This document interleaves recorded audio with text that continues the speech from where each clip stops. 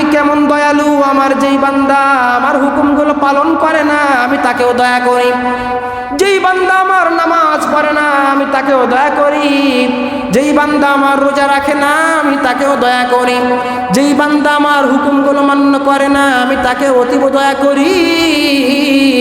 এজন্য আমি হলাম রব, আমি হলাম রহমান, আমি হলাম রহিম। সুবহানাল্লাহ পড়বেন না? মুফাসসিরিনে কিরাম লিখেছেন আর রহমান ও ফিদ দুনিয়া আর রহিম ও ফিল আখিরাহ।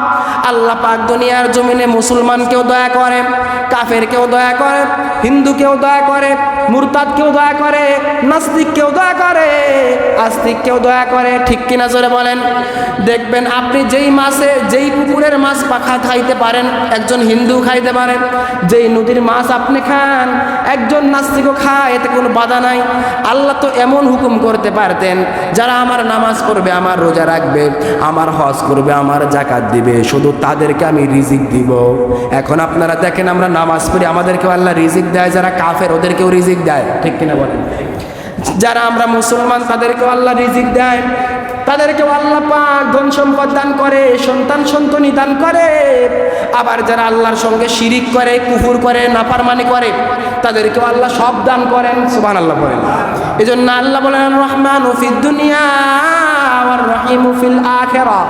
আমি আল্লাহ রহমান দুনিয়ার জমিনে, কিন্তু মনে রেখো আর রহিম ফিল আখিরাহ। কিয়ামতের ময়দানে আমি তো আর সেদিন রহমান থাকবো না, কিয়ামতের ময়দানে আমি সেদিন রহিম হয়ে যাব। তবে রহিম কাকে বলা হয়? রহিম বলা হয় যিনি কিয়ামত দিবসের মধ্যে পরকালে আমাদের উপরে দয়া করবেন। যারা নাস্তিক, মুরতাদ, বেঈমান, ইহুদি, খ্রিস্টান, হিন্দু, বৌদ্ধ, নাসারা, ওদেরকে আল্লাহ দুনিয়ায় যেমনি দয়া করেছেন, আপনারা বলেন কিয়ামতের ময়দানে কি ওদের দয়া করবে নাকি? করবেন না। কারণ আল্লাহর দুইটা নাম আছে, আর রহমান ফিদ দুনিয়া, তিনি রহমান দয়াবান হলেন দুনিয়ার জমিনে, দুনিয়ায় সবাইকে তিনি সমান নজরে দয়া করেন। কিন্তু আর রহিম ফিল আখিরাত, আর একটা নাম আছে রহিম। কিয়ামতের ময়দানে কোনো কাফেরকে তিনি দয়া করবে না, কিয়ামতের ময়দানে কোনো নাস্তিককে দয়া করবে না, কোনো হিন্দুকে দয়া করবে না, কোনো বেঈমানকে দয়া করবে না। কিয়ামতের ময়দানে কেবলমাত্র যাদেরকে দয়া করবেন তারা হলো মুমিন, মুসলমান, তাকওয়াবান। সুবহানাল্লাহ। তার মানে তার দুইটা নামের পার্থক্য আছে না নাই? একটা হলো রহমান আর একটা হলো রহিম। সুবহানাল্লাহ বলেন না? তার মানে আল্লাহ এখানে তিনটা পরিচয় দিচ্ছেন। তিনি বলেন আলহামদুলিল্লাহ, সব প্রশংসা আল্লাহর জন্য। কার জন্য? জোরে বলেন। আল্লাহর জন্য সব প্রশংসা। কিন্তু আল্লাহ বলছেন আমার তিনটা পরিচয় এখানে দিয়ে দিলাম। একটা পরিচয় হলো রব্বিল আলামিন, আমি হলাম রব। সুবহানাল্লাহ। আর দ্বিতীয় পরিচয় হলো আর রহমান, তিনি হলেন দয়াবান। ওয়ার রহিম, তিনি হলেন অতীব দয়াবান। তিনি তার তিনটা নামের এখানে আমাদেরকে মানে বুঝাচ্ছেন যে তিনটা নামের পার্থক্য আছে না নাই? জোরে বলেন। একটা দয়া, তিনি সবাইকে যখন যেভাবে যার যেটা প্রয়োজন হয় তখন সেভাবে তাকে প্রয়োজন দান করেন, তার হাজতকে পুরো করেন, তার চাহিদা মেটায় দেন, তাকে বলা হয় রব। সুবহানাল্লাহ বলবেন না?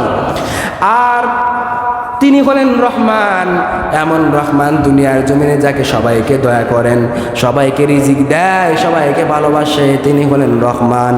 আর রহিম সেদিন আর পৃথিবীর জমিনের দয়ার মতো দয়া করবে না। কাল কিয়ামতের ময়দানে শুধুমাত্র মুমিন মুসলমানকে তিনি দয়া করে জান্নাতের মেহমান করে দিবেন। সুবহানাল্লাহ। এরপরে আল্লাহ পাক, তাহলে আল্লাহর মারিফাতের কথা গেল, মানে আল্লাহর পরিচয় আল্লাহ নিজেই দিচ্ছেন। আলহামদুলিল্লাহি রাব্বিল আলামিন আর রহমানির রহিম মালিক ইয়াউমিদ্দিন। আল্লাহ বলেন সব প্রশংসা আমি আল্লাহ, আমি হলাম সমস্ত সৃষ্টি জাহান, বিশ্বজাহানের সৃষ্টিকর্তা, পালনকর্তা, লালনকর্তা, রব। আর আমি হলাম দয়াবান এবং অতীব দয়াশীল। সুবহানাল্লাহ পড়বেন না? আল্লাহর পরিচয় গেল 3 আয়াতে। এরপরে আল্লাহ বলছেন মালিক ইয়াউমিদ্দিন। আল্লাহ বলেন আমি হলাম মালিক, ইয়াউমিদ্দিন মানে বিচার দিবসের মালিক। সুবহানাল্লাহ বলবেন না? তিনি হলেন বিচার দিবসের মালিক। কেমন মালিক? এটাও তার পরিচয়। সুবহানাল্লাহ বলবেন না? বিচার দিবসে আল্লাহর নাম, সেদিন আল্লাহ বলেন আমার নাম রহমান থাকবে না, আমার নাম রহিম থাকবে না, আমার নাম সেদিন রব হিসাবে আমি পরিচয় দিব না।